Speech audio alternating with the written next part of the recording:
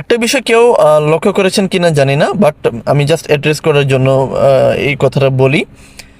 যবে থেকে হাসিনা সরকারের পতন হয়েছে, এই হাসিনা সরকার পতনের পর ভারতের কিছু মলম বিক্রেতা আছে, যেমন ভারতের মিনিস্ট্রি মিডিয়া এবং ভারতের কিছু উগ্রবাদ সংগঠন আছে, বিজেপি সহ আরও অন্যান্য যেসব দল আছে, এরা যেভাবে বাংলাদেশের বিরুদ্ধে একের পর এক মিথ্যা অপপ্রচার চালিয়ে যাচ্ছিল, তো এই অপপ্রচারগুলো এতটা আলোড়ন হয়ে ওঠেনি যতটা আলোড়ন হয়ে উঠেছে ইসকনের নেতা চিন্ময়কে গ্রেফতারের পর থেকে। এখন প্রশ্ন হচ্ছে, এই ইসকনের নেতা কে? সে কি ভারতের নাগরিক নাকি ভারতের কোনো ঈশ্বর? মানে তারা কেন এইরকম তেলে বেগুনে জ্বলে উঠেছে, তাদের এত ফাটছে কেন?